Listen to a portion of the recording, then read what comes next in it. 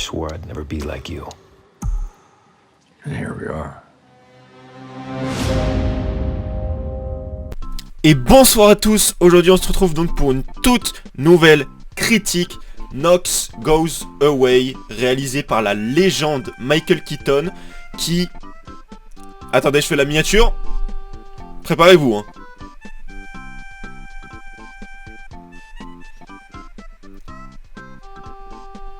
Attends, je sais pas faire cette tête.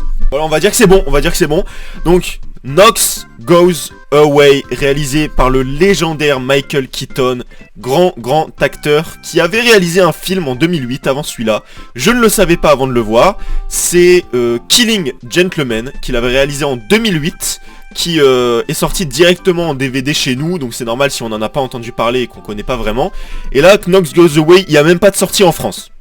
Voilà, donc comme ça c'est clair. Il est sorti aux États-Unis en mars. Et du coup je l'ai vu vraiment en streaming quoi, parce qu'il n'y a aucun moyen de le voir sinon.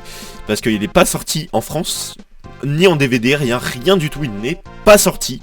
Donc c'est une sortie inédite en France, mais j'en parle quand même parce que j'ai quand même de la chance d'avoir des bons sites de streaming qui me permettent de voir des films sortis uniquement aux États-Unis et pas en France. Et d'ailleurs à ce niveau-là, j'attends le nouveau Nicolas Cage, Arcadian, voilà, qui n'a pas de sortie en France non plus, comme la plupart des films de Nicolas Cage, donc on va se démerder comme on peut. Donc Knox Goes Away va raconter l'histoire donc d'un tueur à gages, Knox, joué par Michael Keaton, qui va perdre la raison parce que il va être, on va lui découvrir une démence, donc une maladie mentale, qui se présente comme Alzheimer. Sauf qu'en fait, elle est beaucoup plus rapide et destructrice et tueuse qu'Alzheimer. C'est-à-dire que la maladie qu'il a, c'est un nom très technique, ils le disent qu'une fois dans le film. Et c'est un nom à coucher dehors, je l'ai même pas retenu. Mais il a atteint d'une démence comme Alzheimer, mais qui va le ronger encore plus vite, va le détruire encore plus vite. Et c'est une maladie mentale vraiment destructrice, voilà, qui va lui faire perdre toute la mémoire, qui va lui faire perdre la raison... qui va vraiment avoir des scènes de démence notamment, on va en parler plus tard dans la critique. Et du coup, il va revoir son fils qui va venir le voir, et qui va lui dire, écoute papa, j'ai fait une connerie, voilà, j'ai tué un mec. Voilà, sans spoiler, voilà, donc son fils arrive et il lui dit ça, et du coup son père, donc Knox, pour ses derniers jours... sans que sa maladie le détruise encore, parce qu'il va pas mourir, mais le risque c'est pas de mourir, c'est de totalement perdre la raison et d'être un légume en fait. Et du coup pour ses derniers jours, un peu sain d'esprit, il va essayer de sauver son fils de la connerie qu'il a faite. Voilà de quoi parle Knox Goes Away. Si ça avait été juste un film de tueur à gages, donc avec Knox tueur à gages, ça aurait pas vraiment été mémorable. Et si ça avait été juste un film dramatique sur la maladie mentale, ça aurait pas été vraiment mémorable non plus. Et du coup, ce que Keaton a fait, c'est hyper intéressant, c'est qu'il a fait un parfait mélange entre un film de tueur à gages, avec de l'action, avec des scènes d'infiltration, avec une enquête, et il a mélangé ça avec un drame sur la maladie mentale, sur la vieillesse, etc., avec des scènes très intéressantes dans la mise en scène sur comment il perd la raison, etc. Avec des scènes émouvantes, mais pas tire-larmes, on va en revenir plus tard. Et vraiment un côté vraiment très touchant. Et il a mélangé les deux, et du coup ça fait que c'est très efficace. Et les scènes d'action, donc tueur à gages, infiltration, etc., elles sont très bien mises en scène, très bien réussies. Même si le film est un film à petit budget. Voilà, c'est un film à très petit budget, c'est un film indépendant réalisé par Keaton. Il a dû tomber amoureux du script, et ça se comprend, et du coup il en a fait un film à petit budget, voilà, il s'est pas arrêté au budget, et c'est vachement bien fait. Voilà, on a des scènes fortes en mise en scène, notamment des scènes quand il perd la raison. Voilà, quand il commence à perdre la boule, on va avoir pas mal de scènes très intéressantes.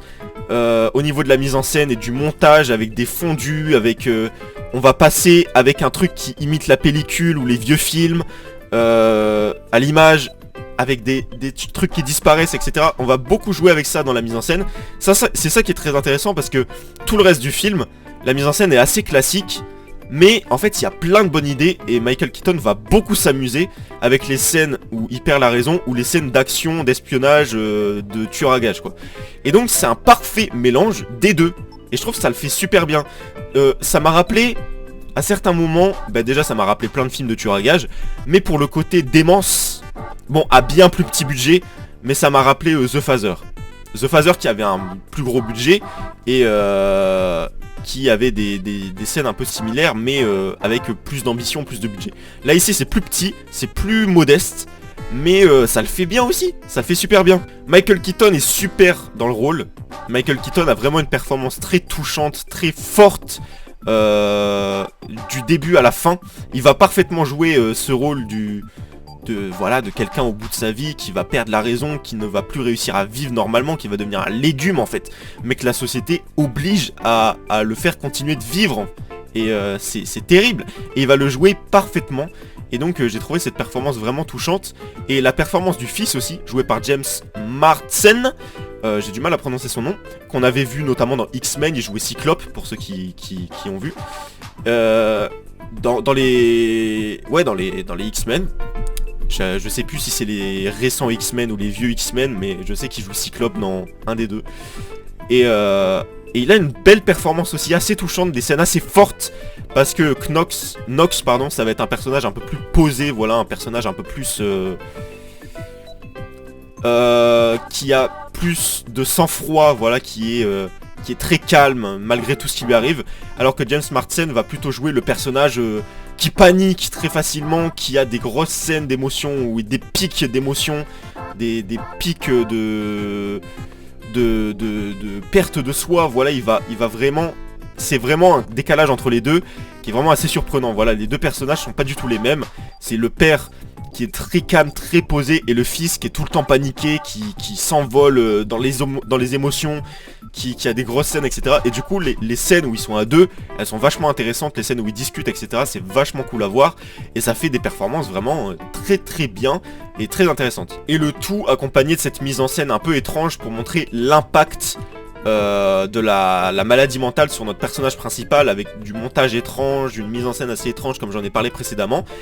Et du coup, en fait le film est assez unique alors qu'il part quand même d'un style et un pitch assez classique. Et le film est pas tire-larme en fait, c'est vraiment un film terre à terre et touchant sans être tire-larme. Un film très terre à terre et réaliste sur la maladie mentale et... mélangé à ce métier de tueur à gages, etc. En fait. Et aussi avec une relation père-fils vraiment très intéressante, comme j'en parlais précédemment, et surtout qu'on va en apprendre au fur et à mesure. En fait, on va recoudre le fil de l'histoire au fur et à mesure du film, et notamment aussi en prenant en compte la démence de Knox. C'est-à-dire que Knox, il oublie plein de trucs, et du coup, il va s'en rendre compte petit à petit sur son fils, au fur et à mesure du film, jusqu'à cette fin, où on apprend toute l'histoire quoi, et c'est vachement intéressant ce côté là. On va recoudre petit à petit au fur et à mesure du film leur relation et ce qu'ils ont fait ensemble, et c'est assez intéressant. Et on va aussi jouer avec le son beaucoup dans les scènes de démence où il va perdre la raison. Et donc en gros c'est un super film réaliste sur la maladie mentale et le métier de tueur à gages, un film terre à terre, voilà, pas de tire-larme, et je vous le conseille vachement. Franchement c'était assez intéressant. Et nous on se retrouve très bientôt pour une nouvelle critique. Ciao!